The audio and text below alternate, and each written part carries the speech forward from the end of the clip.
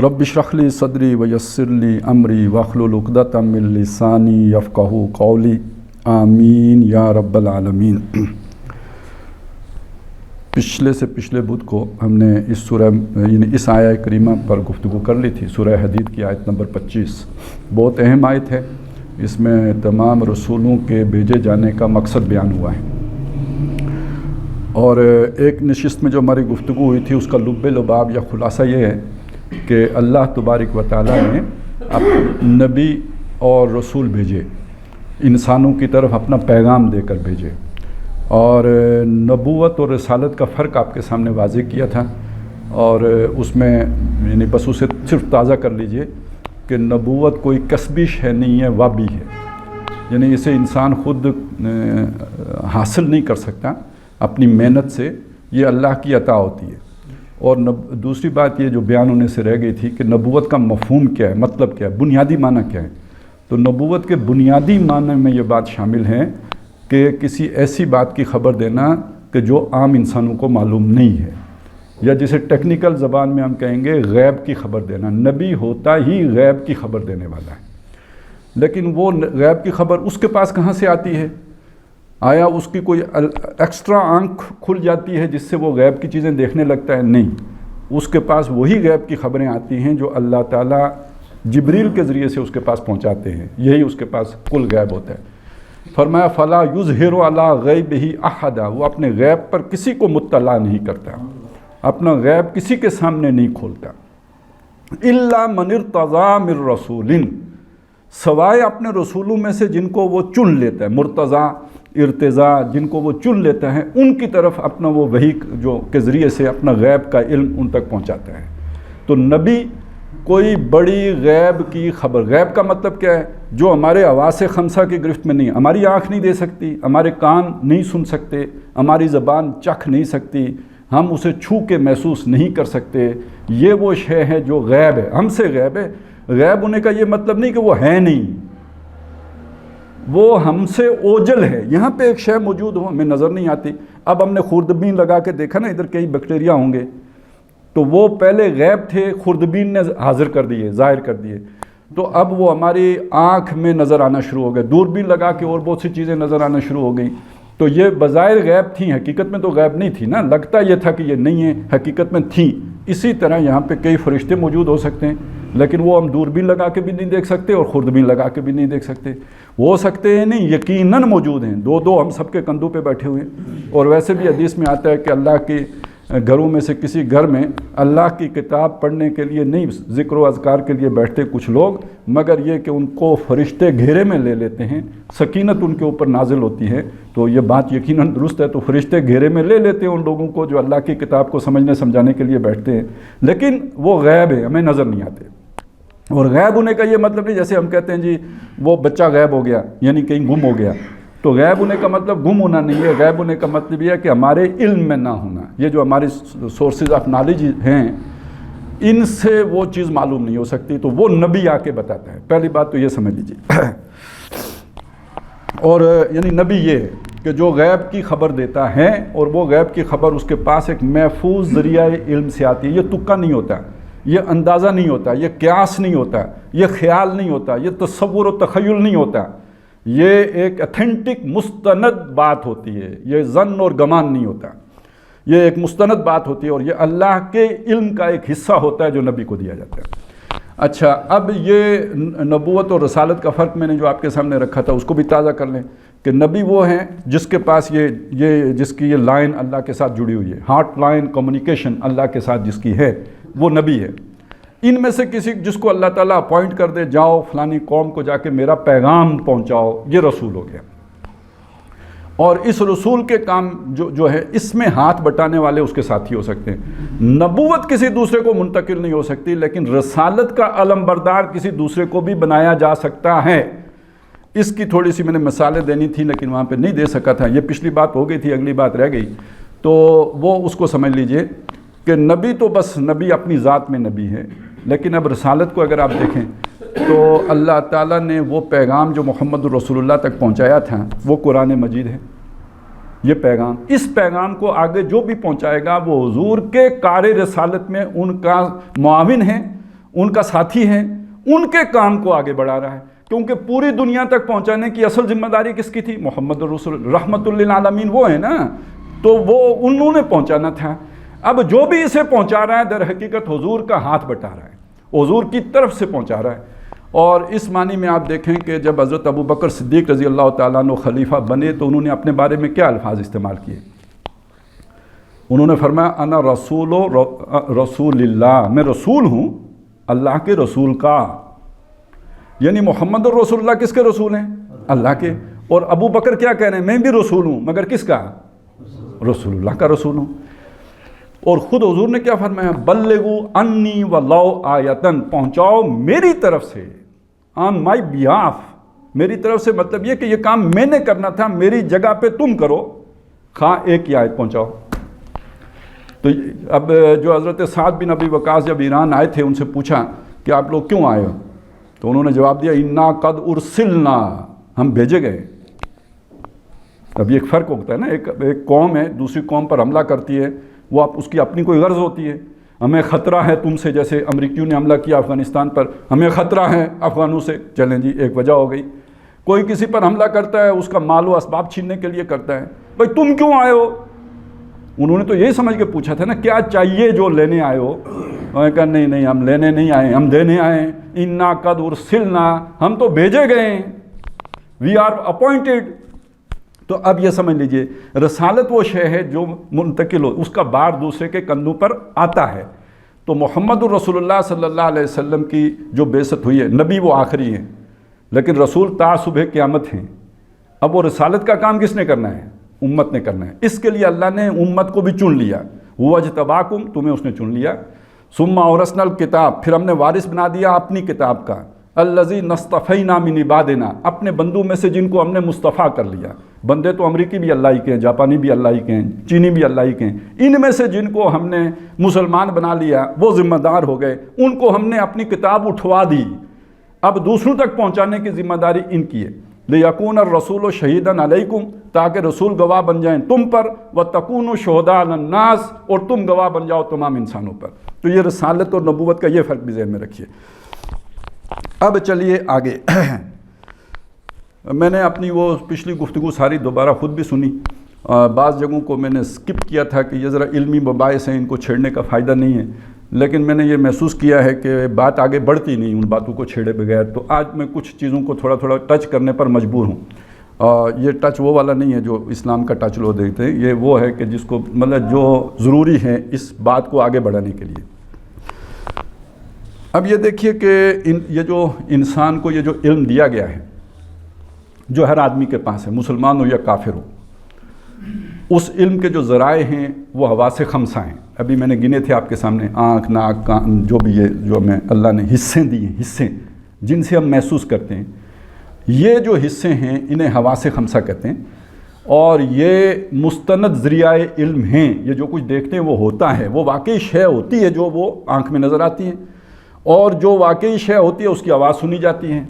اچھا، یہ سارا جو کچھ بھی ہم دیکھتے ہیں، سنتے ہیں، سونگھتے ہیں، محسوس کرتے ہیں، چکھتے ہیں، اس سب کی معلومات عقل کو پاس چلی جاتی ہیں۔ عقل اگر سلیم ہو، اب سلیم کی میں بعد میں وضاحت کروں گا، سالم سے یہ لفظ بنا ہے، یعنی وہ ڈیمیجڈ عقل نہ ہو، وہ پرورٹ مسخ شدہ عقل نہ ہو، وہ مریض اور جو ہے نا کسی مغالطے کا شکار عقل نہ ہو، سالم ہو، اپنی اصل پر قائم ہو، اس کا فنکشن صحیح ہو، اس کے اندر کوئی جو ہے نا وہ وائرس نہ آ گیا ہو عقل میں، تو وہ اگر صحیح نتیجے نکال رہی ہو تو یہ تعقل کا عمل ہے، یعنی ان معلومات کو وہ پروسیس کر کے نتیجے نکالتی ہے۔ اس طرح انسان کا علم آگے بڑھتا ہے، اور اس علم کی کیا اہمیت ہے کہ انسان کو جو زمین کی خلافت دی گئی اس کا سبب یہ والا علم ہے۔ خلافت کس علم کی وجہ سے دی گئی؟ یہ جو انسان کو اللہ تعالیٰ نے یہ عقل کا علم دیا ہے، اس کی بنیاد پر خلافت ملی ہے۔ کیوں؟ کیسے کہہ رہا ہوں یہ بات؟ سورہ بقرہ کا 4واں رکوع پورا ذہن میں لے کے آئیے۔ وَإِذْ قَالَ رَبُّكَ لِلْمَلَائِكَةِ إِنِّي جَاعِلٌ فِي الْأَرْضِ خَلِيفَةً، یاد کرو جب تیرے رب نے فرشتوں سے کہا میں ایک خلیفہ بنانے والا ہوں، تو فرشتوں نے کیا کہا؟ اجعل فیہا من یفسد فیہا ویسفک الدماء، آپ اس کو بنائیں گے خلیفہ، نائب، جانشین، جو خون ریزی کرے گا اور فساد مچائے گا زمین میں۔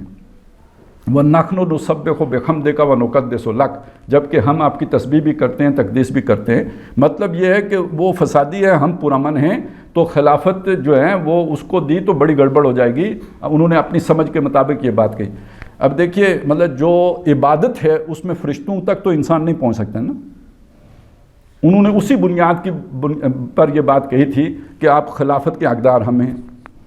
اللہ نے فرمایا نہیں، اس کی بنیاد کوئی اور ہے۔ پھر اس کی وضاحت آ گئی، وَعَلَّمَ آدَمَ الْأَسْمَاءَ كُلَّهَا، اللہ نے آدم کو تمام چیزوں کا ناموں کا علم دے دیا۔ یہ ان چیزوں کو پرکھنا، ان کے خواص کیا ہیں، خاصیات کیا ہیں، یہ کیا شے ہے، یہ کیسے بنی ہے، اس کا کام کیا ہے، یہ سارا علم اللہ نے آدم کو دے دیا۔ وَعَلَّمَ آدَمَ الْأَسْمَاءَ كُلَّهَا ثُمَّ عَرَضَهُمْ عَلَى الْمَلَائِكَةِ، چونکہ انہوں نے بھی دعویٰ کیا تھا کہ ہم حقدار ہیں تو ان کے سامنے پیش کیا۔ قَالَ فَأَنبِئُونِي بِأَسْمَاءِ هَؤُلَاءِ، تو اللہ نے کہا کہ یہ جو چیزیں ہیں ان کے ذرا مجھے بتاؤ نا، خواص کیا ہیں، اس کی کیمسٹری کیا ہے، فزکس کیا ہے، ذرا بتاؤ نا، اس کا ماس کتنا ہے اور اس کی ویلوسٹی کیا ہے، بتاؤ نا ذرا مجھے، ادھر آؤ نا، مجھے ان کے خواص بتاؤ۔ وہ انہوں نے ہاتھ کھڑے کر دیے، لا علم لنا الا ما علمتنا، ہمارے پاس تو اتنا ہی علم ہے جتنا تو نے ہمیں سکھایا۔ اس بات کو سمجھیں، یہ کیا بات ہے؟ یہ بات ہے جیسے ہمیں فرشتے نظر نہیں آتے، ہماری آنکھ فرشتہ نہیں دیکھ سکتی، مرغا دیکھ سکتا ہے۔ دیکھیں مرغا ہم سے حقیر جانور ہے نا، اسے فرشتے نظر آ جاتے ہیں، ہمیں نہیں نظر آتے۔ اچھا ہمیں شیطان نظر نہیں آتا، کھوتے کو نظر آ جاتا ہے۔ سمجھ آئی میری بات کی میں کیا کہہ رہا ہوں؟ تو ایک شے ہو سکتا ہے ہمیں پتہ لگ رہا ہو یہ کیا چیز ہے، وہ کسی اور فرشتے کو نہ پتہ لگ رہا ہو یہ کیا چیز ہے، اور ایک دوسری شے جس کا ہمیں نہ پتہ لگ رہا ہو اس کا ہو سکتا ہے مرغے کو پتہ لگ رہا ہو اور گدھے کو پتہ لگ رہا ہو۔ تو اسی طرح سمجھ لیجئے کہ یہ جو ہم بڑی آسانی سے کہہ لیتے ہیں یہ آگ ہے، یہ گرم ہوتی ہے، یہ پانی ہے، یہ تر ہوتا ہے، یہ ہمیں پتہ ہے، یہ فرشتوں کو نہیں پتہ۔ یہ علم اللہ نے ہمیں دیا ہے، یہ علم فرشتوں کے پاس نہیں ہے، لہٰذا وہ اس میں جواب دے گئے، انہوں نے کہا یہ تو ہم سے نہیں ہو سکتا ہے۔ تو اس پر اللہ نے فرمایا کہ میں نے تمہیں پہلے ہی نہیں کہہ دیا تھا کہ جو کچھ میں جانتا ہوں وہ تم نہیں جانتے؟ تو خلافت کس بنیاد پہ ملی؟ اس علم کی بنیاد پہ ملی، وگرنہ عبادت میں تو فرشتے آگے تھے۔ یہ علم جو انسان کو اللہ نے دیا، اس کی اہمیت کیا ہے، اس کی حیثیت کیا ہے، اس کو سمجھ لیں کہ یہ علم وہ ہے کہ جس نے انسان کو کائنات کی تسخیر کرنے کے قابل بنایا ہے۔ آپ چاند پہ پہنچے ہیں تو کس علم کی بنیاد پر پہنچے ہیں؟ وہ یہی علم ہے۔ آپ جو ہے نا مریخ پہ جانے کی تیاریاں کر رہے ہیں تو کس علم کی بنیاد پر کر رہے ہیں؟ وہ یہی علم ہے، یہ کوئی معمولی علم نہیں ہے۔ یہی چوتھا رکوع ہے، اس کے آخر میں ایک اور علم کا بھی ذکر کیا، فرمایا وَإِمَّا يَأْتِيَنَّكُم مِّنِّي هُدًى فَمَن تَبِعَ هُدَايَ فَلَا خَوْفٌ عَلَيْهِمْ وَلَا هُمْ يَحْزَنُونَ، تو جب تمہارے پاس میری طرف سے ایک اور علم آئے، ہدایت آئے، تو جو اس ہدایت کی پیروی کرے گا ان کے لیے کوئی خوف نہیں ہوگا، ان کے لیے کوئی حزن نہیں ہوگا، غم نہیں ہوگا۔ یہ علم ہے علم نبوت، وہ پہلا علم علم عقل، یہ علم علم نبوت۔ چنانچہ علم کی تقسیم جو اہل علم کرتے ہیں وہ یہی کرتے ہیں، العلم و علمان، علم دو ہوتے ہیں، علم الابدان و علم الادیان۔ ایک علم ہوتا ہے بدنوں کا علم، جسم کا علم، چیزوں کا علم، علم الاسماء۔ دوسرا علم ہوتا ہے دین کا علم، روح کا علم، حقیقت کا علم، وحی کا علم، یہ دوسرا علم ہے۔ یہ جو دوسرا علم ہے علم وحی، اب مجھے ایک اور چیز یاد آ گئی وہ بھی آپ کو بتا دوں، اس لیے کہ ایک بڑی گڑبڑ کی جاتی ہے۔ آپ نے علم لدنی کا نام سنا ہے؟ بڑا سنا ہے، ضرور سنا ہوگا۔ تو یہ تو پھر تیسرا علم نہیں ہو گیا علم لدنی؟ دو تو میں نے آپ کو بتا دیے، تو یہ علم لدنی تیسرا نہیں ہو گیا؟ ذکر اس کا قرآن میں ہے، وَآتَيْنَاهُ رَحْمَةً مِّنْ عِنْدِنَا وَعَلَّمْنَاهُ مِن لَّدُنَّا عِلْمًا۔ سورہ کہف میں ایک شخص کا ذکر ہے جس سے ملنے کے لیے موسیٰ علیہ السلام گئے تھے۔ عام طور پہ مفسرین نے انہیں خضر کے نام سے موسوم کیا ہے۔ تو ان سے جب وہ ملنے کے لیے گئے، پہلے رستہ بھول کے آگے نکل گئے، پھر جب وہ نشانی پہچان لی تو فَارْتَدَّ عَلَىٰ آثَارِهِمَا قَصَصًا، پھر جو اپنے نقش پا پر پلٹ کے واپس آئے، فَوَجَدَا، جب واپس آئے تو اس مقام پر ان دونوں نے پایا، جو موسیٰ علیہ السلام کے ساتھ ان کا نوجوان ساتھی تھا، دونوں نے وہاں پہ دیکھا عَبْدًا مِّنْ عِبَادِنَا، ہمارے بندوں میں سے ایک بندے کو، آتَيْنَاهُ رَحْمَةً مِّنْ عِنْدِنَا، جسے ہم نے اپنے پاس سے رحمت سے نوازا تھا، وَعَلَّمْنَاهُ مِن لَّدُنَّا عِلْمًا، اور اسے اپنے پاس سے علم عطا کیا تھا۔ اب یہاں سے من لدنا سے لوگوں نے علم لدنی نکالا ہے، سمجھ آ گئی؟ یہ علم لدنی ہے۔ تو اس کے بارے میں یہ ایک اور مسئلہ ہے، وہ چلیں بعد میں اس کو آج موقع مل گیا کر لیں گے، نہیں تو اس کے لیے ایک علیحدہ نشست رکھ لیں گے، میں وہ بھی آپ کے سامنے رکھ دوں گا کہ یہ گڑبڑ کیسے ہوتی ہے، لوگ گمراہ کیسے ہوتے ہیں۔ تو اس علم لدنی کے پتہ نہیں لوگوں نے کیا کیا معنی بنا لیے۔ اب میں آپ کے سامنے عرض کروں، یہ جو علم نبوت ہے یہی علم لدنی ہے۔ یہ کس کے پاس سے آتا ہے؟ یہ قرآن کس کے پاس سے آیا ہے؟ سمجھ آئی ہے نا؟ تو یہ وحی کس کے پاس سے آتی ہے؟ یہ غیب کی باتیں کس کے پاس سے آتی ہیں؟ تو اور کس پر آتی ہیں؟ میرے پاس آئیں گی، آپ میں سے کسی کے پاس آئیں گی؟ ہم میں سے کوئی اس بات کا دعویٰ کر سکتے ہیں؟ اگر کرے گا تو پاگل ہوگا یا شیطان ہوگا، دو میں سے ایک بات ہے، پاگل ہوگا یا شیطان ہوگا، تب وہ دعویٰ کرے گا کہ میرے پاس وہ وحی آئی ہے۔ تو پھر علم لدنی کا سورس کیا ہے؟ اللہ۔ آتا کس کے پاس ہے علم لدنی؟ نبی کے پاس۔ یہ بات یاد رکھ لیجئے، آگے جو دجال آ رہا ہے اس سے بچنا ہے تو یہ ذہن میں پکا کر لیجئے۔ آج بھی مجھے ایک چھوٹے دجال نے فون کیا تھا، کہتے ہیں وہ پتہ نہیں کوئی خوابوں والی سرکار ہے لاہور میں، فلانے خواب اس نے دیکھے ہیں، سارے سچے ہوئے ہیں، پوری دنیا میں سارے لوگوں نے خواب دیکھا ہے کہ وہ سچا ہے۔ میں نے کہا اور بتاؤ کیا کروں میں اس کے لیے؟ تو بھئی اتنا سچا آدمی آ گیا ہے۔ پھر اس نے کہانی سنائی، میں نے اسے بتایا ایک بات سنو، وہ میرے خواب میں آ جائے، بلکہ اللہ تعالیٰ خود میرے خواب میں آ جائے نا کہ وہ میں نے بھیجا ہے، تو میں پھر بھی نہیں مانوں گا اسے۔ تو یہی بات میں آپ کو بتا رہا ہوں، نبوت ختم ہو گئی ہے، سمجھ گئے نا آپ؟ تو اس طرح کے جتنے میں نے اس کو بھی یہی جملہ بولا ہے، ایک خوابوں والی سرکار ساری 2 نمبر ہوتی ہیں، سب فراڈیے ہوتے ہیں یا مریض ہوتے ہیں، دونوں باتیں ہو سکتی ہیں، فراڈیے بھی ہو سکتے ہیں، نفسیاتی مریض بھی ہو سکتے ہیں۔ نفسیاتی مریضوں کو بھی یہ مصیبت لاحق ہو جاتی ہے کہ انہیں وہ چیزیں نظر آتی ہیں جو عام لوگوں کو نظر نہیں آتی، ان کے اس جو بھی وہ نفسیاتی مسائل ہوتے ہیں ان کی وجہ سے۔ تو بہرحال اس بات کو سمجھ لیجئے کہ یہ علم لدنی کس کے پاس آتے ہیں؟ نبی کے پاس آتا ہے، وہی محفوظ علم لدنی ہوتا ہے۔ کوئی اور اگر دعویٰ کرے کہ میرے پاس علم لدنی ہے، یہ وہ 2 نمبر آدمی ہے، بس اس بات کو یاد رکھ لیں، یہ پکی بات ہے، وہ 2 نمبر آدمی ہے۔ اچھا، اس لدنی کو میں تھوڑی واضح کر دوں تاکہ آپ کو اچھی طرح بات سمجھ میں آ جائے۔ صرف علمی لدنی نہیں ہوتا، لدنی کہتے کس کو ہیں؟ لدنی یہ جو ہماری دنیا اللہ نے بنائی ہے نا، اس کے جو خواص رکھے ہیں، اس کے جو قوانین بنائے ہیں، اس کے جو اصول بنائے ہیں، ان اصولوں سے ہٹ کر اسپیشل جو شے ہوتی ہے وہ لدنی ہے۔ مثلا دیکھیے ایک بات سوچئے، اولاد کیسے ہوتی ہے؟ عورت اور مرد ملتے ہیں تو ہوتی ہے نا، دونوں صحت مند ہوتے ہیں تو ہوتی ہے نا۔ اگر عورت کو مینسز ہی نہ آتے ہوں تو ہوتی ہے، مرد کے جراثیم کے اندر جو ہے وہ طاقت ہی نہ ہو تو ہوتی ہے، ٹھیک ہے؟ یہ ایک نارمل پروسیس ہے جو اللہ نے رکھا ہوا ہے۔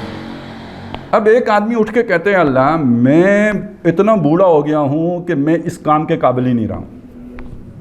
نمبر 1، بیوی جو میری ہے وہ تو جوانی میں بھی بانجھ تھی، اولاد کے قابل ہی نہیں تھی، یعنی یہ کہ اس کو تو حیض ہی نہیں آتا تھا، لیکن مجھے اولاد چاہیے۔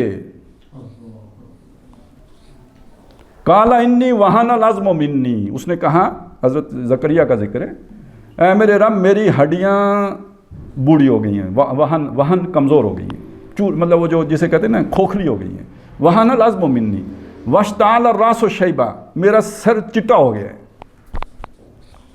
اس کے باوجود وَلَمْ أَكُنْ بِدُعَائِكَ رَبِّ شَقِيًّا، مجھے تیری رب سے محرومی کا کوئی اندیشہ نہیں ہے۔ وَإِنِّي خِفْتُ الْمَوَالِيَ مِنْ وَرَائِي، اصل بات یہ ہے میرے رب کہ اب میں مرنے والا ہوں، لیکن مجھے اپنے پیچھے اپنے بھائی بندوں سے خطرہ ہے، میرا مال قبضہ کر لیں گے، نہ وہ جو علم لدنی میرے پاس آئے وہ وراثت، اس کے بارے میں ڈنڈی ماریں گے، اسے خراب کر دیں گے، اس سے انحراف کر لیں گے۔ ان کے اندر میں وہ جوہر نہیں دیکھتا ہوں کہ میری اس وراثت کو لے کے آگے چلیں گے۔ وَإِنِّي خِفْتُ الْمَوَالِيَ مِنْ وَرَائِي، لیکن دوسری طرف اللہ وَكَانَتِ امْرَأَتِي عَاقِرًا، بیوی میری بانجھ ہے، وَقَدْ بَلَغْتُ مِنَ الْكِبَرِ عِتِيًّا، اور بڑھاپے نے آ کے مجھے سکھا دیا ہے، سمجھ آئی؟ بالکل سوکھ گیا ہوں۔ میں اولاد پیدا کرنے کے قابل نہیں ہوں. اوپر کہہ چکے ہیں کہ تجھ سے دعا کر کے محروم رہنے کی بھی امید نہیں ہے، میں نوازا جاؤں گا. حالات یہ ہیں. تو وَاجْعَلْنِي مِن لَّدُنْكَ وَلِيًّا، مِن لَّدُنْكَ، اب سمجھ آیا مِن لَّدُن کیا ہے؟ اپنے پاس سے ولی دے. اپنے یعنی وسائل اور اسباب تو ولی ملنے کے نہیں ہیں. ولی اب کہاں سے ملے گا؟ اسباب سے ہٹ کر ملے گا. تو جب اسباب سے ایک چیز ہٹ کے ہوئی تو یہ کیا شے ہوئی؟ مِن لَدُن ہوئی. سمجھ آ گئی نا بات کی؟ اب آپ دیکھیے، ایک علم وہ ہے جو سبب کی سطح پہ ہمیں ملتا ہے. ہم قاعدے میں جا کے داخلہ لیا، پکی پہلی دوسری وہ جو پرائمری پڑھی، مڈل کیا، یہ امتحان وہ امتحان، یہ علم سارا اسباب کی سطح کا علم ہے. دیکھا سنا، کھول آنکھ، زمین دیکھ، فلک دیکھ، فضا دیکھ، مشرق سے ابھرتے ہوئے سورج کو ذرا دیکھ، قوانین اخذ کیے، عقل نے آگے بڑھایا. تو یہ سارا علم کون سا ہے؟ یہ اسباب کی سطح کا علم ہے. اور ایک علم ٹھک ہوئی تو آگے اپنے پاس جبریل نے اقرا بسم ربک الذی خلق، یہ مِن لدنی علم ہو گیا. سمجھ آ گیا نا؟ اس کے پیچھے کوئی تختی پڑھنا لکھنا نہیں ہے، یہ اس کے بغیر آ گیا. یہ لدنی ہو گیا یا نہیں ہو گیا؟ یہ اسباب سے ہٹ کر ہو گیا. اسی کی دوسری مثال اسی سورہ کاف میں جہاں پہ یہ بات آئی ہے، اس سے پہلے بالکل شروع پہلے رکوع میں اصحاب کاف. اصحاب کاف اپنے وقت کے دہشت گرد تھے. ان کی موت کا فیصلہ ہو گیا تھا، اور کوئی دہشت گردی انہوں نے نہیں کی تھی. بادشاہ کے سامنے کھڑے ہو کے کہہ دیا تھا کہ ہمارا رب وہ ہے جس نے آسمان اور زمین میں ہے، ربنا رب السماوات والارض. اور یہ ہماری قوم کیا ہے؟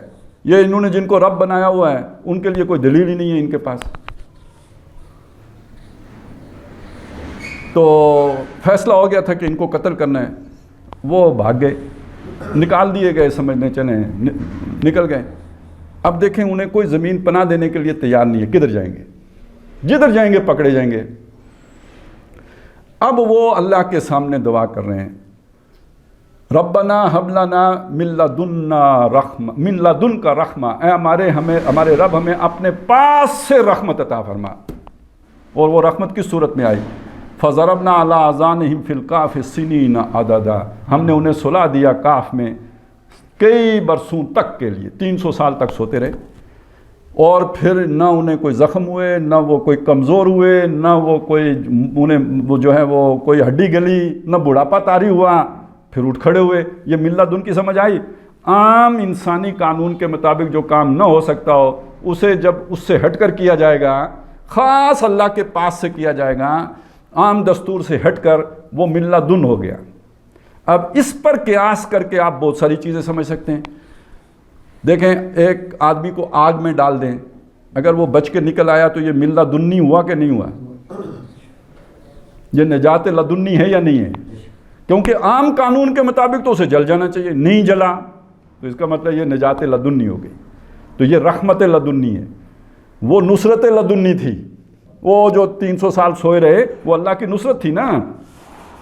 نصرت سب کو حاصل ہے لیکن یہ ایک خاص نصرت تھی، یہ نصرت لدنی ہو گئی. یہ علم لدنی ہو گیا جو ان ذرائع سے ہٹ کے حاصل کیا. میرا خیال ہے بات پوری طرح سمجھ میں آ گئی ہوگی. اب آپ خود یہ فیصلہ کر سکتے ہیں کہ یہ علم لدنی کس کے پاس آتا ہے. یہ چرسیوں کے پاس آتے ہیں، سوٹے ماروں کے پاس آتے ہیں. یہ ننگ دڑنگ جو ادھر پڑے ہوتے ہیں میلے کچیلے ناخنوں والے، یہ شیطانوں کے ان ایجنٹوں کے پاس علم لدنی. یہ پاک صاف لوگوں کے پاس آتے ہیں. نوع انسانی کے سب سے مطہر وجود جو ہوتے ہیں ان کے پاس یہ علم لدنی آتا ہے، اور وہ علم نبوت ہے، اس کے علاوہ کچھ نہیں ہے. کلیئر؟ اب آپ کو یہ نبی کے پاس جو علم آیا اسی کو علم لدنی کے طور پر جان لیجئے، یہ کوئی اور علم نہیں ہے. اب اس کی مختلف شاخیں ہیں، وہ سمجھ لیں. ایک علم وہ ہے، اسی میں پہلی بات تو یہ سمجھے کہ یہ جو محفوظ علم ہے، یعنی وحی کا وہ علم جو محفوظ ہے. محفوظ کا مطلب کیا؟ جس میں شیطان کی مداخلت نہیں ہے. گڑبڑ پتہ ہے کیا ہوتی ہے؟ اللہ بھی غیب میں، شیطان بھی غیب میں. اب کسی کے ذہن میں کوئی بات آئی تو اس میں شیطان کی مداخلت کا خطرہ ہوتا ہے. غالب کا ایک مصرع ہے، آتے ہیں غیب سے یہ مضامین خیال میں. انسان کے خیال میں مضامین آ رہے ہوتے ہیں یا نہیں آ رہے ہوتے؟ تو اب کیا معلوم یہ مضمون کس کی طرف سے آیا، اللہ کی طرف سے آیا ہے یا شیطان کی طرف سے آیا ہے. اچھا ایک اور مثال ہے، وہ آپ کو سب کو معلوم ہوگا. خواب آتا ہے، خواب سب لوگوں کو خواب آتے ہیں، تو یہ تو ہم سب جانتے ہیں نا، خواب اللہ کی طرف سے بھی ہوتا ہے اور خواب شیطان کی طرف سے بھی ہوتا ہے۔ بس اسی طرح سمجھ لیجئے کہ خیال بھی اللہ کی طرف سے بھی ہو سکتا ہے اور شیطان کی طرف سے بھی ہو سکتا ہے۔ تو وہ خیال جس میں شیطان کی مداخلت نہ ہو، وہ خواب جس میں شیطان کی مداخلت نہ ہو، وہ الہام جس میں شیطان کی مداخلت نہ ہو، اسے ہم کہیں گے یہ محفوظ وحی ہے۔ اور یہ محفوظ وحی کس کے پاس آتی ہے؟ پھر نبی ہی کے پاس آتی ہے، غیر نبی کے پاس محفوظ وحی نہیں آتی۔ غیر نبی کے خواب میں شیطان کی مداخلت ہو سکتی ہے، غیر نبی کے خیال میں شیطان کی مداخلت ہو سکتی ہے، غیر نبی کے القاء میں الہام میں شیطان کی مداخلت ہو سکتی ہے، نبی کے خواب میں، نبی کے الہام میں، نبی کے القاء میں شیطان کی مداخلت نہیں ہو سکتی۔ تو محفوظ وحی جو ہے وہ ہے جو نبی کے پاس آتی ہے۔ اس کا یہ مطلب نہیں کہ کسی دوسرے کے پاس وحی نہیں آتی، لیکن وہ والی وحی نہیں آتی جو نبی کے پاس آتی ہے۔ دوسرے اچھا یہ تھی وہ چیز جو میں نے پچھلی دفعہ چھوڑ دی تھی، میں نے کہا یار یہ ایسے ایک نیا رولا پڑ جاتا ہے، لیکن مجھے خیال آیا کہ اس طرح کی بعض باتیں ہمارے ہاں پہلے سے معروف بھی ہیں، تو یہ بات کہہ دینے میں کوئی حرج نہیں ہے۔ آپ نے یہ سنا ہوگا نا کہ خواب جو ہے وہ نبوت کا کوئی 48واں حصہ ہوتا ہے کہ 47.5واں حصہ ہوتا ہے، سنا ہے آپ نے؟ سنا ہے نا؟ تو یہ کیا بات ہوتی ہے؟ یہ بات ہوتی ہے وہ بھی نبوت کا حصہ، لیکن کبھی یہ نہ سمجھیے کہ وہ محفوظ حصہ ہے۔ وہ محفوظ نبی کا خواب ہوگا تو سچا ہے، لیکن کسی غیر نبی کا ہوگا تو ضروری نہیں سچا ہو، اس کے اندر شیطان کا ملاوٹ بھی ہو سکتی ہے۔ تو اگر خواب 47.5واں حصہ ہوتا ہے تو خیال بھی اسی درجے میں شامل کر لیجئے۔ اتنی سی نبوت کا سلسلہ جاری ہے، لیکن یہ وہ والی نبوت نہیں ہے جو کسی نبی جو ایک اعلانیہ نبی ہوتا ہے یا جس کو اللہ چن لیتا ہے، یہ وہ والی نبوت نہیں ہے۔ بہرحال انسان اللہ کی مخلوق ہے تو اس کے ساتھ اللہ تعالیٰ اس کے دل میں بات ڈالتا رہتا ہے۔ حدیث میں آتا ہے تمام انسانوں کے دل اللہ کی 2 انگلیوں کے درمیان ہے، جدھر چاہے موڑ دے۔ یہ بھی آتا ہے اللہ تعالیٰ جب چاہے دین کی مدد کرنا، کسی فاسق و فاجر کے ذریعے سے بھی دین کو فائدہ پہنچا دیتا ہے۔ تو اس کے دل میں کون بات ڈالتا ہے؟ یہ دل میں بات ڈالنا بھی وحی کی ایک قسم ہے، اس کو بھی آپ نبوتی کی ایک قسم کہیں، لیکن یہ وہ والی نبوت نہیں ہے کہ جس کی بنیاد پر کوئی کھڑا ہو کے دعویٰ کر سکے کہ میں نبی ہوں، اور اگر کوئی کرے گا تو یہ شیطان ہے، یہ میں پھر بتا دوں۔ چلیں اب آگے بڑھیں، یہاں تک اگر بات آپ کی سمجھ میں آ گئی تو اب ہم ذرا دوسری طرف چلتے ہیں۔ تھوڑا میں یعنی یہ ذکر آتا ہے نا قرآن مجید میں کہ اس کے ذریعے سے بوتوں کو اللہ گمراہ بھی کرتا ہے اور بوتوں کو ہدایت بھی دیتا ہے۔ میں چاہتا ہوں یہ مضمون بھی یہاں پہ میں بیان کر دوں، اور اسی کا تعلق ہے عقل سلیم کے ساتھ۔ اچھا یہ مضمون آیا کہاں پہ ہے؟ سورہ بقرہ میں آیا، یضل بہ کثیرا و یہدی بہ کثیرا۔ اللہ تعالیٰ اس کے ذریعے سے بوتوں کو ہدایت دیتا ہے، بوتوں کو گمراہ کرتا ہے۔ اچھا وہی کون؟ یہ ہے کیا؟ یہ اللہ کا محفوظ کلام ہے۔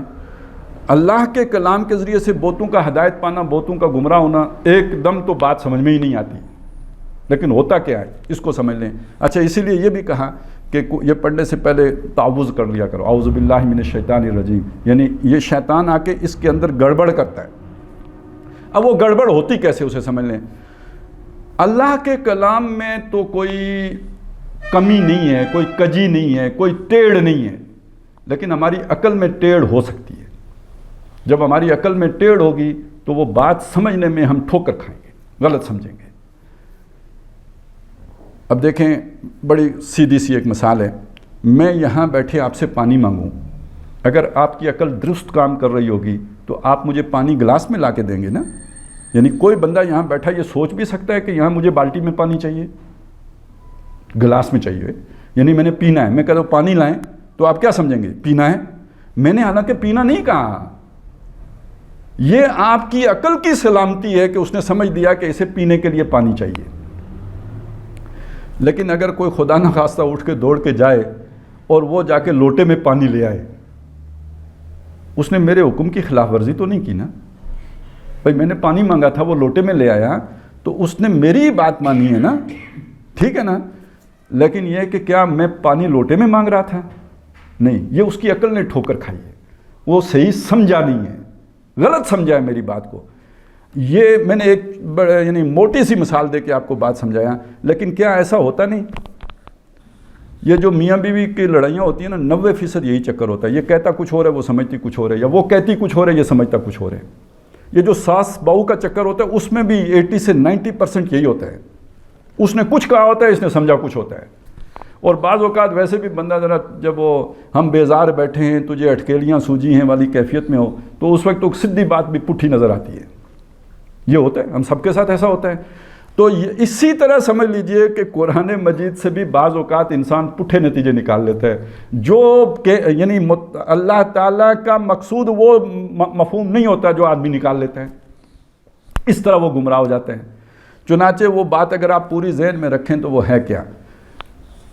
بات شروع یہاں سے ہوئی کہ ان اللہ لا یستحیی ان یضرب مثلا ما بعوضۃ فما فوقہا. اللہ اس بات سے نہیں جھجکتا کہ وہ مثال بیان کر دے کسی مکھی کی یا اس سے بھی کسی گھٹیا شے کی. اب دیکھیے اس کے پیچھے سوچ کیا ہے. یعنی اللہ کیا چاہتا ہے؟ اللہ یہ چاہتا ہے کہ وہ بات سمجھا دے. اب بات سمجھانے کے لیے مثال کیا دینی ہے یہ اہمیت نہیں ہے، بات سمجھ میں آنی چاہیے. جیسے میں نے آپ کے سامنے ابھی پانی پلانے کی مثال پیش کر دی تاکہ بات آپ کو سمجھ آ جائے. تو اللہ بھی جب بات سمجھانا چاہتا ہے کسی مکھی کی مثال دے کے سمجھائے پرواہ نہیں کرتا. لیکن ادھر جو بیٹھے ہوئے مخالفین ہیں، وہ جو بگڑ کے بیٹھے ہوئے ہیں، ان کے دل میں یہ آتا ہے کہ یہ اللہ کا کلام کیسے ہو سکتا ہے کہ اتنی گھٹیا شے کی مثال بیان ہو. اللہ تو اتنا عظیم ہے تو وہ اتنی کمتر شے کی مثال کیوں بیان کرے گا؟ تو اس سے پھر اللہ تعالیٰ نے بیان کیا آگے فَأَمَّا الَّذِينَ آمَنُوا فَيَعْلَمُونَ أَنَّهُ الْحَقُّ مِن رَّبِّهِمْ. تو جو ایمان والے ہوتے ہیں وہ سمجھ جاتے ہیں یہ ان کے رب کی طرف سے برحق بات ہے، کیونکہ مقصود بات سمجھانا تھا. وَأَمَّا الَّذِينَ كَفَرُوا، اور وہ لوگ جو کافر ہیں فَيَقُولُونَ مَاذَا أَرَادَ اللَّهُ بِهَذَا مَثَلًا، وہ کہتے ہیں کہ اس سے کیا مراد ہے اس مثال سے. یعنی اتنی ہلکی سی بات کر دی اللہ نے. اچھا اسی سے یہ بات بھی پتہ لگی کہ جو لوگ باتوں سے جو ہے نا وہ مین میخ نکالتے ہیں اور باتوں کی کھال اتارتے ہیں، تو یہ وہ ہوتے ہیں نا، وہ ایک فارسی کا محاورہ ہے، خوہ بدرا بہانہ بسیار. جس کا کام کرنے کا دل نہ ہونا وہ لاکھ بہانے بناتا ہے. انہی بہانوں میں سے ایک بہانہ یہ بھی ہوتا ہے، اس طرح کا بھی ہوتا ہے.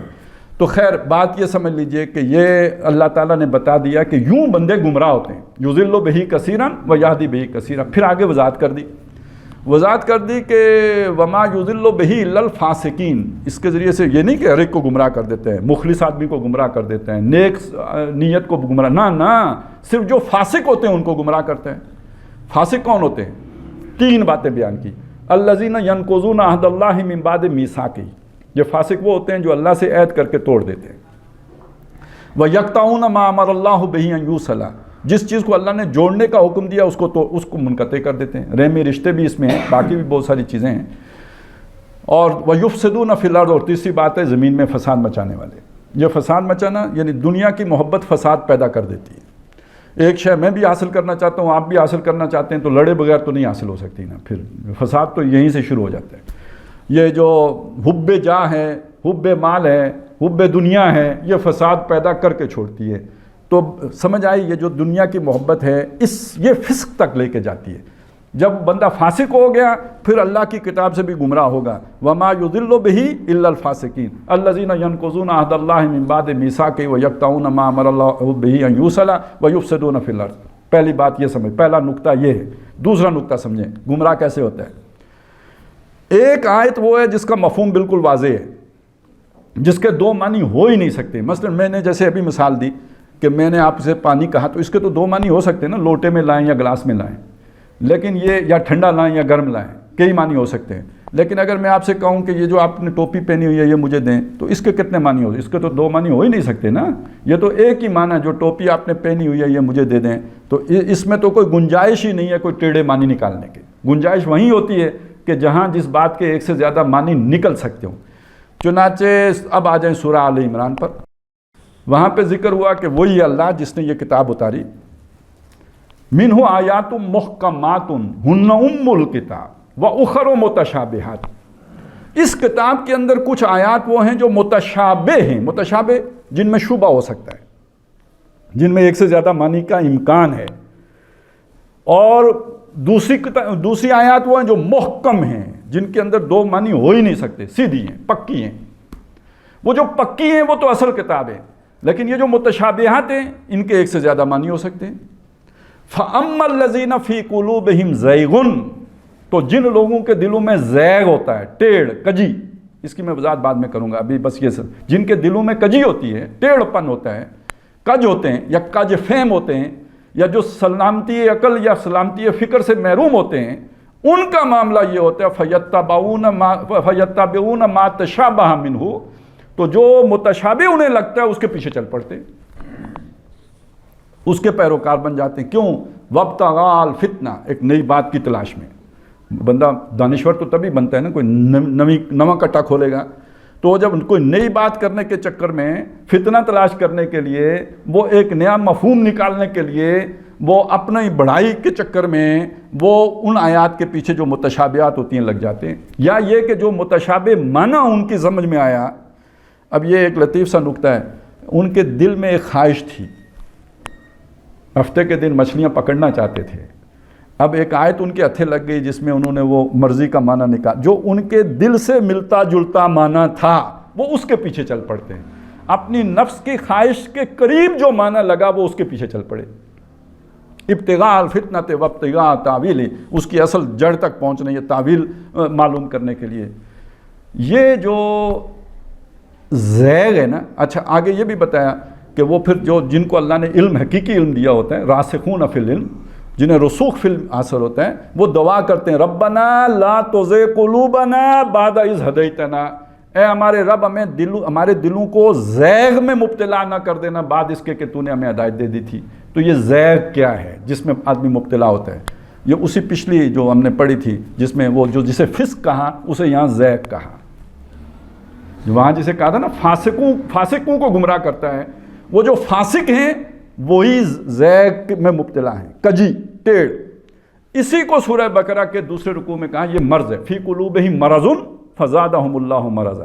تو ابھی تک 3 الفاظ آپ یاد کر لیں، ایک ہے مرض، ایک ہے فسق، اور ایک ہے زیغ۔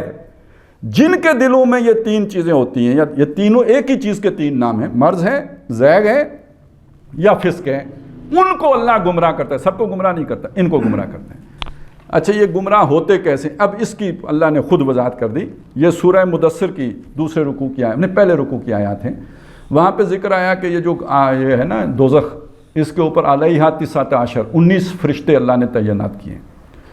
اب دیکھیے وہاں پہ فرشتوں کا لفظ نہیں ہے، الفاظ کیا ہیں؟ علیہا، اس کے اوپر یعنی دوزخ پر 19 ہیں، لفظی ترجمہ میں نے کر دیا، اس پر 19 ہیں۔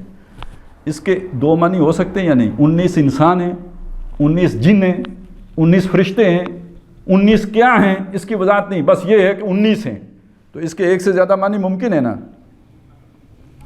تو اللہ کے کہنے کا مطلب کیا تھا؟ 19 فرشتے ہیں۔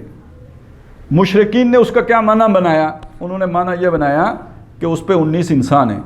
جب یہ معنی بنا لیا تو انہوں نے پھر خوب مذاق اڑایا، پہلے تو معنی خود بنایا، پھر اس معنی کا مذاق اڑایا۔ کیا معنی بنایا؟ معنی یہ بنایا کہ 19 انسان ہیں، مذاق کیا اڑایا؟ بھئی ہم ہزاروں ہیں، وہ 19 ہیں، ہمیں کیسے قابو کریں گے؟ ان میں ایک بہت بڑا پہلوان تھا، بڑا لڑاکو، کئی 100 آدمی اس کو جو ہے نا وہ گرا نہیں سکتے تھے۔ اس نے کہا یار 17 کو تو میں سنبھال لوں گا، باقی 2 کو تم دیکھ لینا، یعنی جیل پر ہی قبضہ کر لیں گے نا، مطلب یہ ہوا۔ تو اب آپ کو سمجھ آئی، یہ طریقہ ہوتا ہے، اسی میں آگے جا کے آتا ہے کہ کذالک یضل اللہ من یشاء، اس طرح اللہ گمراہ کرتا ہے جس کو چاہتا ہے، ویہدی من یشاء، جس کو چاہتا ہے ہدایت دیتا ہے۔ اب سمجھ آئی آدمی گمراہ کیسے ہوتا ہے؟ یعنی اس کا غلط معنی ذہن میں آ جاتا ہے، یہ اور کن لوگوں کے ذہنوں میں وہ غلط معنی آتا ہے؟ ان لوگوں کے ذہنوں میں وہ غلط معنی آتا ہے کہ جن کے دلوں میں کجی ہوتی ہے، زیغ ہوتا ہے، فسق ہوتا ہے اور مرض ہوتا ہے۔ اس کی وضاحت میں بعد میں، ابھی بس اتنا یاد کریے۔ اچھا یہ جو ہم نے دیکھا کہ آدمی گمراہ ہو جاتا ہے، تو یہ جو ذہن میں وہ الٹا معنی آتا ہے، یہ خود آ جاتا ہے یا کوئی ڈالتا ہے؟ یہ بڑا سوال ہے۔ مثلا ان کے ذہنوں میں یہ بات آ گئی نا کہ وہ 19 انسان ہیں، تو کس نے ڈالا؟ خود معلوم ہو گیا یا کسی نے ڈالا؟ قرآن مجید نے سورہ حج میں اس کی وضاحت بھی کر دی کہ وہ شیطان ڈالتا ہے۔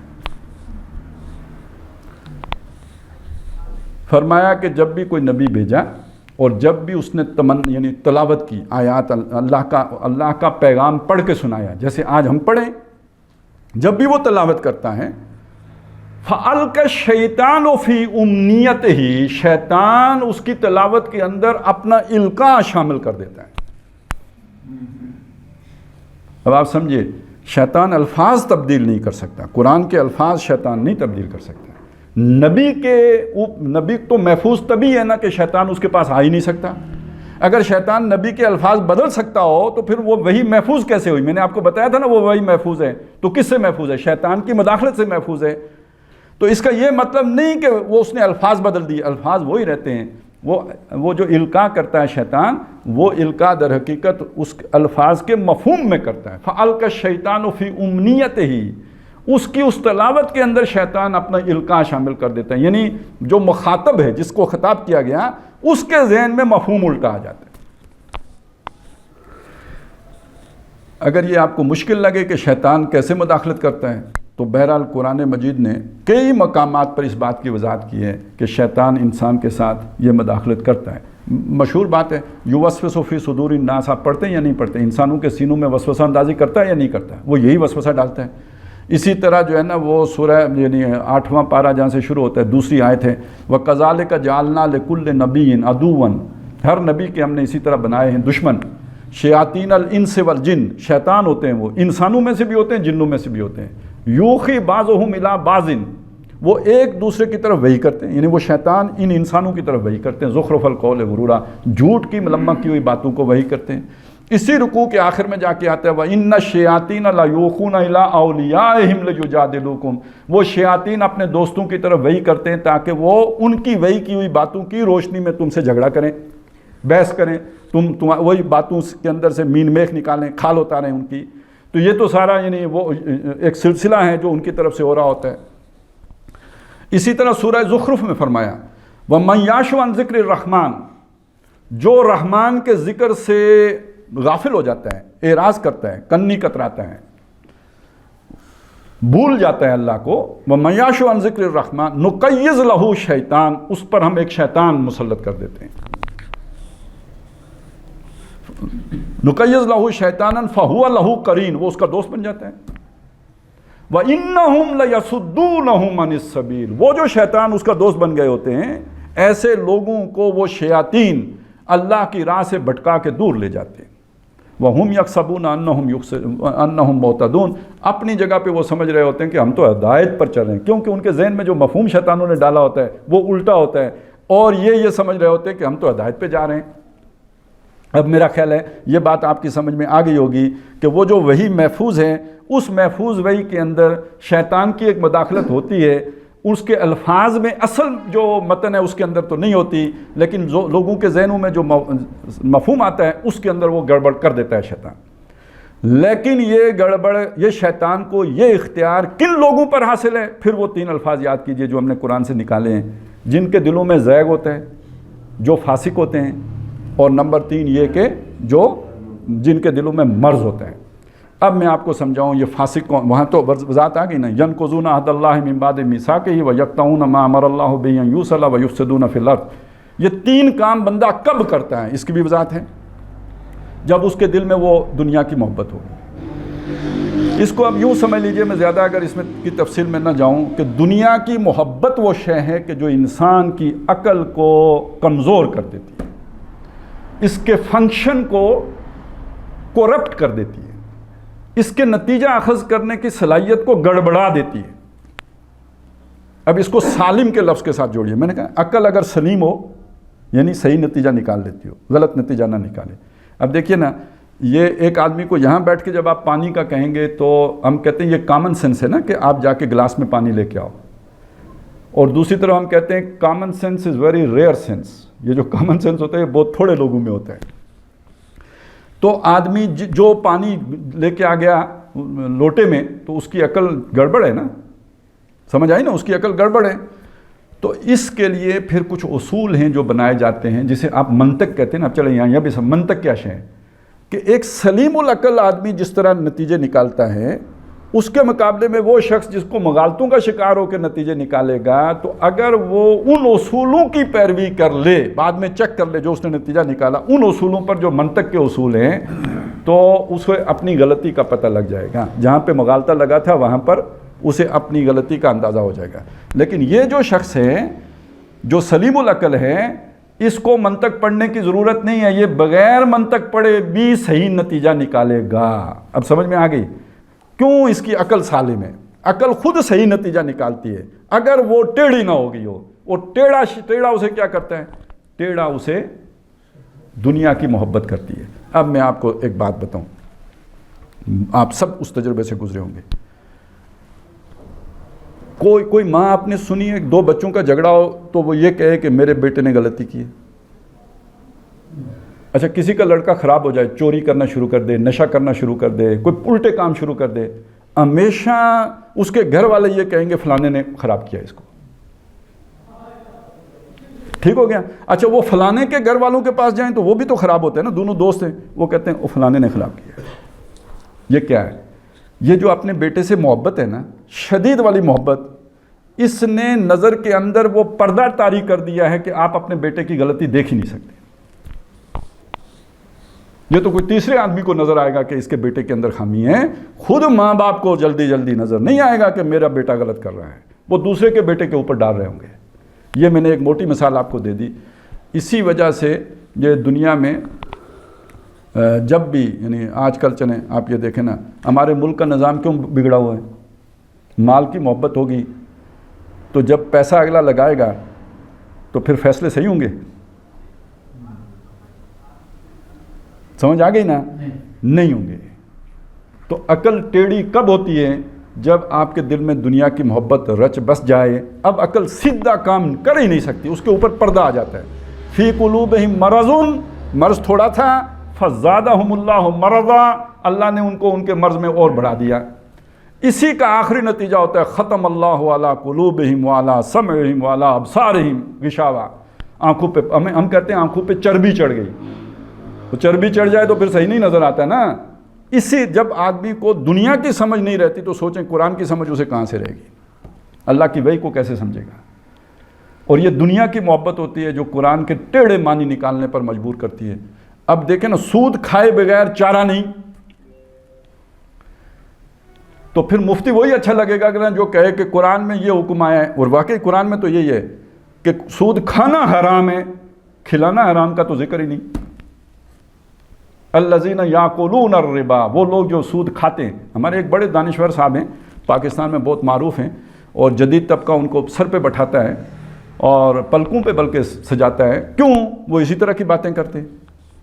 वो कहते हैं सूद जो है ना, ये मौलवियों ने गलत समझा है कि ये खिलाना हराम है। खिलाना हराम नहीं है। देखिए कुरान पढ़ें, कुरान में कहीं एक जगह पे भी नहीं लिखा हुआ कि खिलाना हराम है, हर जगह पे ये लिखा हुआ है कि खाना हराम है।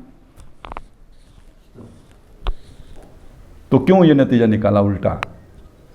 छोड़ा नहीं जाता ना। एक आदमी वो है जो अल्लाह के लिए हर कुर्बानी देने के लिए तैयार हो, तो वो उसको उसकी सोच सही काम करेगी।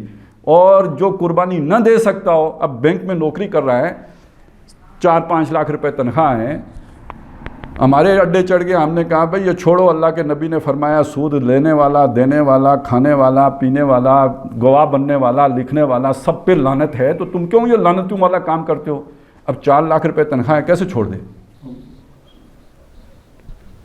तो मुझ जैसे मौलवी की बात सुनेगा तो अल्लामा साहब की सुनेगा जो कहते हैं नहीं सिर्फ खाना हराम है।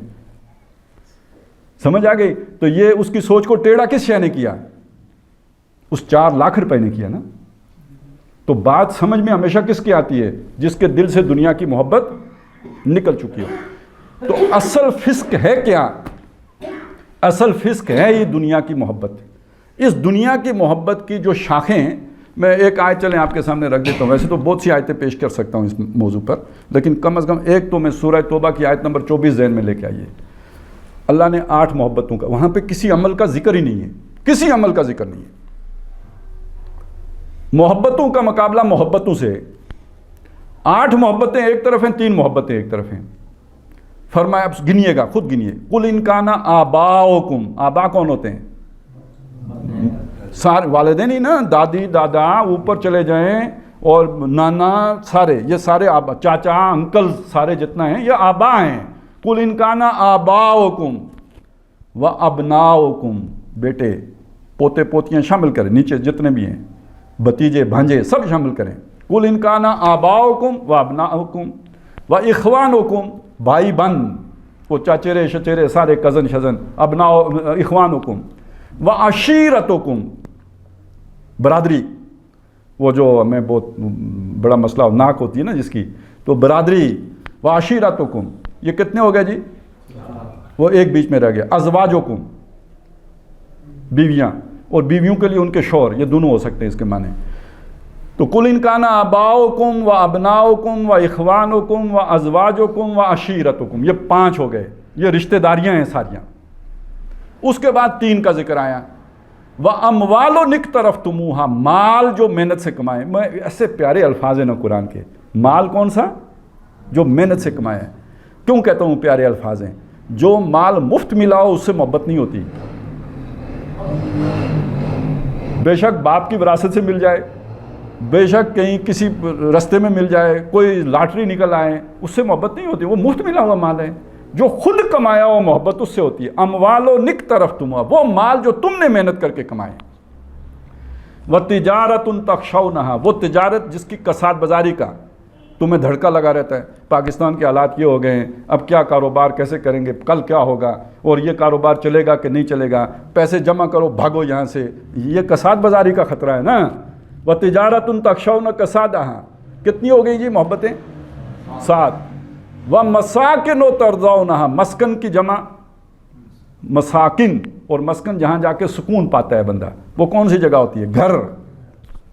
मस्कन, मसाकिन, तर्ज़ौनहा, इसके 2 मानी हो सकते हैं, जिनको देख के तुम राज़ी हो जाते हो, खुश हो जाते हो जिन्हें देख के। और दूसरा माना ये कि जिनको तुमने बड़ा सजाया है, डेकोरेटेड, दुनिया जहाँ से ला के वहाँ पे फर्नीचर जमा किया है और बड़ा उसमें जो है आरास्ता और पैरास्ता किए हैं, तो ये तर्ज़ौनहा। कितनी हो गई मोहब्बतें? 8।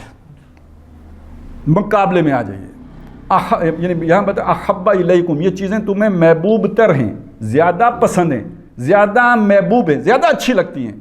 किससे? मिनल्लाह, अल्लाह से, व रसूल ही, अल्लाह के रसूल से, व जिहादिन फ़ी सबीलिही, और अल्लाह की राह में तगोदो करने से, निकलने से, खपने से। तो 3 मोहब्बतें ये हो गई, 8 उधर हो गई, 3 इधर हो गई। तो अगर वो 8 में से कोई इन पर बाजी ले गई, फतरब्बसू, जाओ गो मगो में रहो। इंतज़ार भी माना किया गया इसका। तरब्बुस असल में गो मगो कहते हैं, गो मगो को कहते हैं। और मैंने क्यों यहाँ उसका ये तरब्बुस का गो मगो तर्जमा किया है कि तुम फैसला नहीं कर पा रहे कि मैंने इधर जाना है या इधर जाना, 2 दिलियों में हो, डबल माइंडेड हो, 2 मोहब्बतों के गिरफ्तार हो, इधर भी आने का दिल करता है, उधर भी जाने को, वो छोड़ने को दिल नहीं कर रहा है। फतरब्बसू, इसी गो मगो में रहो, हत्ता याती अल्लाह बिअमरी, यहाँ तक कि अल्लाह का हुक्म आ जाए। क्या मतलब? मौत। अल्लाह का हुक्म आ जाए, यानी दुनिया तो इम्तिहान के लिए थी ना, इसमें तुम्हारे सामने इम्तिहान ये आ गया, ये 8 मोहब्बतें, 3 मोहब्बतें। अब इसमें तुम जो है फैसला ही नहीं कर पा रहे कि इधर जाना है या इधर जाना है, तो इसी तरब्बुस में रहो यहाँ तक कि तुम पर मौत आ जाए। और एक बात अभी सुन लो, वल्लाहु ला यहदिल कौमल फासिकीन, ऐसे फासिकों को अल्लाह हिदायत नहीं देता। अब पता लगा फासिक कौन होता है। अब मुझे क्या पता कि मेरे यानी आपको मेरे दिल का क्या पता? कोई बता सकता है मेरे दिल में ज़्यादा मोहब्बत किसकी है? और मुझे क्या पता आप में से किसके दिल में किसकी मोहब्बत ज़्यादा है? वैसे तो मैं जिससे पूछूंगा वो कहेगा मुझे अल्लाह की मोहब्बत सबसे ज़्यादा है। तो ये तो सिर्फ अलीमुम बिज़ाति सुदूर ही जानता है। अब ये पता कहाँ से चलेगा कि मैं वाकई सबसे ज़्यादा अल्लाह को चाहता हूँ? जब इन 8 चीज़ों में से किसी चीज़ की कुर्बानी देने का मरहला आएगा। कारोबार जाता है, परवाह नहीं, अल्लाह नाराज़ नहीं होना चाहिए। तो एक आदमी कहता है नहीं नहीं नहीं नहीं, अल्लाह तो गफूरुर रहीम है, उसको फिर राज़ी कर लूँगा, कारोबार नहीं छोड़ सकता। तो इसके दिल में ज़्यादा मोहब्बत किसकी है? कारोबार की। अब समझ में आ गया ना? एक जगह हक बयान करना है, उस हक बयान करने के नतीजे में बीवी नाराज़ हो जाती है, ससुराली नाराज़ हो जाते हैं, आबा नाराज़ हो जाते हैं या अबना नाराज़ हो जाते हैं। अल्लाह का तकाजा ये है कि हक बात करो, सारी दुनिया नाराज़ हो जाए इसकी परवाह ना करो। लेकिन आप अल्लाह की बात की परवाह नहीं करते। इन मोहब्बतों के नतीजे में कोई जो है ना वो मलदल कर जाते हैं, जिसे हम कहते हैं, गोलमोल कर देते हैं बात को। तो फिर ये महबूब हो गए या नहीं हो गए? तो वो जो शय आपके दिल में थी जिसका मुझे नहीं पता था, अल्लाह ताला आपके उस दिल की कैफियत को किसी न किसी मुसीबत में आपको डालकर जाहिर करके छोड़ेगा कि आपके दिल में असलन क्या था। ऊपर से मौलवी बने हुए थे, अंदर से क्या थे। اب سمجھ میں آ گئی ہیں؟ تو یہ دنیا میں یہ جو ساری آزمائش، جو سٹیج سجتا ہے، وہ کوئی غزوہ احد ہوا تو پتہ لگا عبداللہ ابن ابی 300 لے کے واپس چلا گیا، تو یہ اس وقت حادثہ نہیں ہوا، دل کی کیفیت پہلے بھی یہی تھی، یہ ان حالات نے اس کیفیت کو کھول کے ظاہر کر دیا، ٹھیک ہو گیا؟ یہ جو شخص ہے جس کے دل کی یہ کیفیت ہے، یہ مریض شخص ہے، یہ مرض میں مبتلا ہے۔ یہ جس کے دل کے اندر یہ دنیا کی محبت ہے، اب یہ دنیا کی 8 محبتیں دراصل دنیا کی محبت ہے، یہ وہ شخص ہے کہ جس کے دل میں زیغ ہے، یہ وہ شخص ہے جو قرآن مجید کا وہ معنی نکالنے کی کوشش کرے گا جو اس کی محبتوں کے تابع ہوگا، محبتوں کی قربانی نہ دینی پڑے۔ یہ ہے ابتغاء الفتنہ۔ اب اگر آپ بات سمجھ گئے ہوں تو یہ جو وحی ہے جو اللہ تعالیٰ نے نبیوں کے پاس بھیجی ہے، اس میں ٹیڑھے معنی کون نکالتا ہے؟ دنیا سے محبت کرنے والے، اور سیدھے معنی کون نکالتا ہے؟ جن کے دل سے دنیا کی محبت رخصت ہو گئی ہو۔ اب اگر یہ ساری بات جو میں نے آپ کے سامنے، اسے قرآن مجید نے سورہ بنی اسرائیل میں ایک اور انداز میں بیان کیا کہ اے نبی جب آپ قرآن پڑھ کے ان کو سناتے ہیں، وَإِذَا قَرَأْتَ الْقُرْآنَ، جب آپ قرآن پڑھ کے سناتے ہیں، جَعَلْنَا بَيْنَكَ وَبَيْنَ الَّذِينَ لَا يُؤْمِنُونَ بِالْآخِرَةِ حِجَابًا مَسْتُورًا، ہم آپ کے درمیان اور وہ لوگ جو آخرت پر ایمان نہیں رکھتے طاری کر دیتے ہیں کہ ایک پردہ جو نظر نہیں آتا۔ اب دیکھیے یہ آیت اگر آپ اکیلے پڑھیں تو آپ کے دل میں سوال پیدا ہوگا کہ اللہ کو ان سے کیا دشمنی تھی کہ ان کو بات سمجھ میں نہیں آئی، نہیں سمجھنے دی؟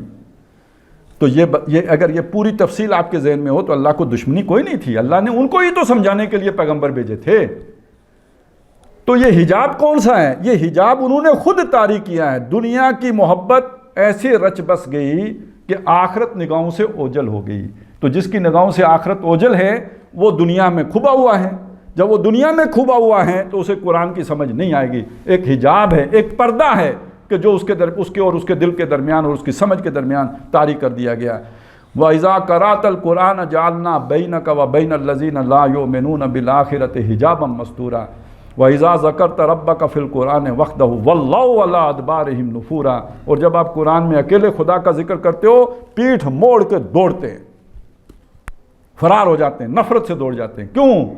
یہ جو باقی محبوب انہوں نے پالے ہوئے ہیں نا، آلہہ، انہی کے گرد تو ان کی ساری معیشت چلتی ہے۔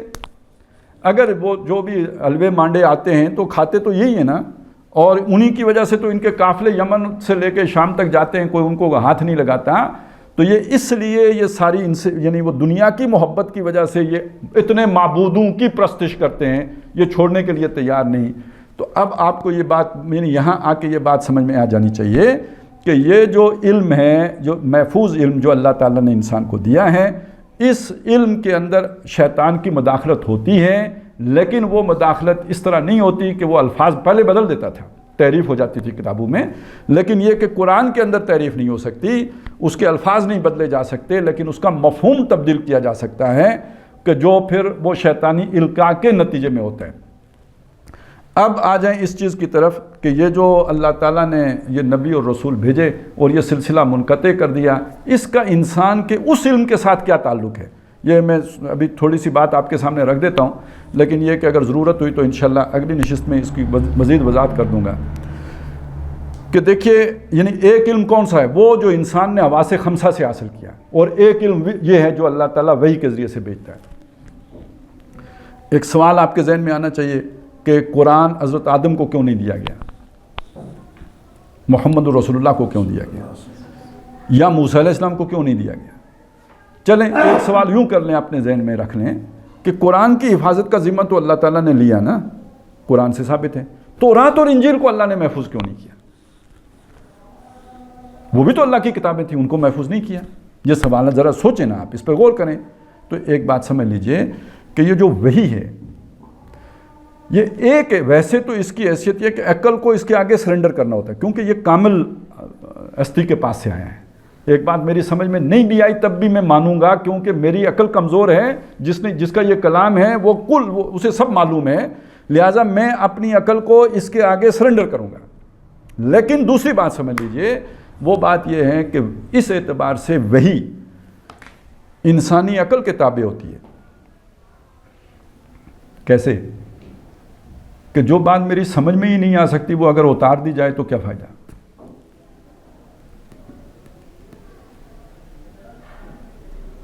اگر قرآن مجید حضرت موسیٰ علیہ السلام کے دور میں اتارا گیا ہوتا تو کسی کو سمجھ ہی نہ آئی ہوتی کہ یہ کیا کہہ رہا ہے. موسیٰ علیہ السلام کے دور میں اتنی بات اتاری جا سکتی تھی جو اس وقت لوگوں کی سمجھ میں آ سکتی تھی، وہ اس قرآن کے صرف 2 رکوع میں آ گئی ہے. یہ پتہ ہے آپ کو؟ سورہ بنی اسرائیل کا رکوع نمبر 3، رکوع نمبر 4 یہ تورات کا خلاصہ ہے. وَقَضَىٰ رَبُّكَ أَلَّا تَعْبُدُوا إِلَّا إِيَّاهُ وَبِالْوَالِدَيْنِ إِحْسَانًا، یہاں سے جو شروع ہوتا ہے 2 رکوع جو ہیں یہ پوری تورات کا خلاصہ ہے.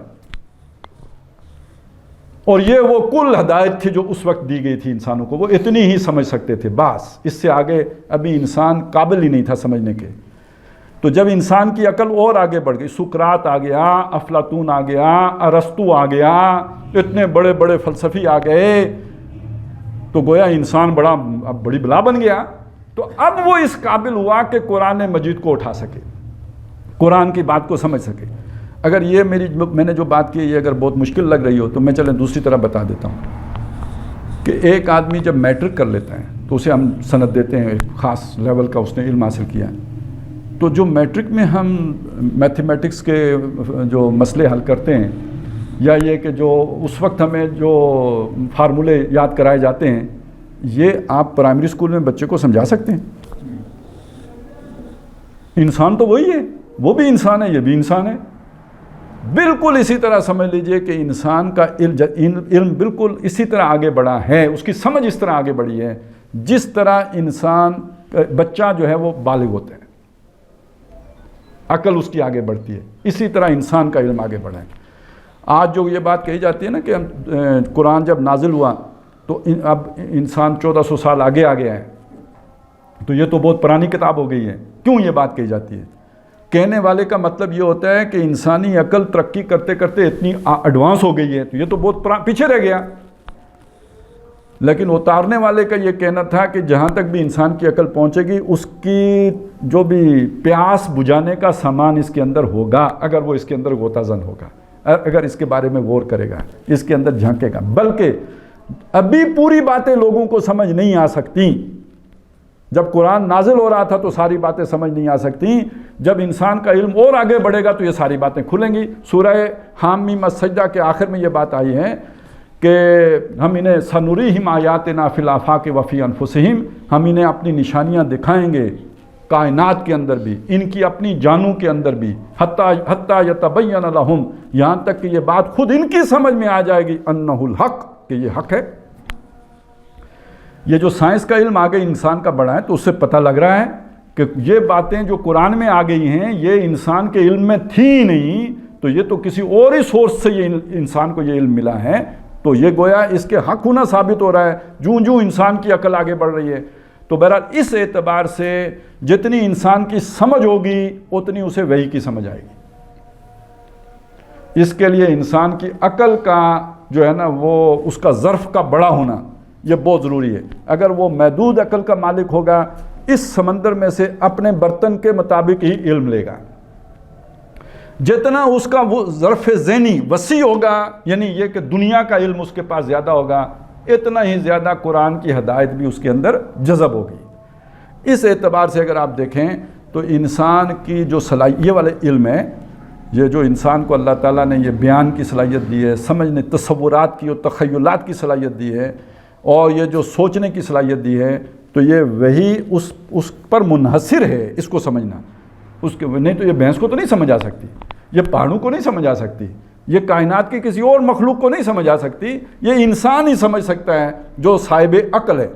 تو اس حوالے سے میں نے کہا تھا کہ گویا وہی عقل کے تابع ہے. لیکن جب اس کو شرعی اعتبار سے دیکھیں گے، اس کے فیصلہ کن ہونے کے اعتبار سے دیکھیں گے، تو اگر عقل کی سمجھ میں نہیں بھی آئی تو یہ کوئی ضروری نہیں ہے کہ عقل کی سمجھ میں آئے. عقل کو اس کے تابع ہونا پڑے گا جو وہی ہے. تو یہ چند چیزیں تھیں جو میں نے سوچا کہ یہ جب تک واضح نہ ہوں تو یہ سارے رسولوں کے بھیجنے کا یہ جو ہے نا لقد ارسلنا رسولنا، ہم نے اتنے رسول بھیجے، تو یہ پوری بات سمجھ میں نہیں آتی کہ یہ رسول بھیجنے کا جو ہے نا یہ سلسلہ ہے کیا. یہ انسان ہی کی سمجھ کو، اس کی سوچ کو، اس کی دنیا کو بہتر بنانا اور اس کا امتحان میں اس کی مدد دینے کے لیے اس علم کی ضرورت تھی جو اللہ نے اسے عطا کیا خاص اس ذریعے سے۔ یہ علم لدنی ہے، یہ خاص علم ہے جو اللہ نے ایک خاص سلسلے کے ذریعے سے انسانوں تک پہنچایا۔ باقی جو علم ہے اس کا اللہ نے اسے وسائل دے دیے، وہ محنت کرے سیکھے، وہ کسبی علم ہے، وہ کسب کیا جاتا ہے، وہ محنت کر کے سیکھا جاتا ہے۔ یہ وہبی علم ہے جو اللہ تعالیٰ جو ہے اپنے نبیوں کے ذریعے سے جو اس نے انسانوں تک پہنچایا، اور یہی علم لدنی ہے۔ بارک اللہ لی و لکم فی القرآن العظیم ونفعنی و ایاکم بالآیات والذکر الحکیم۔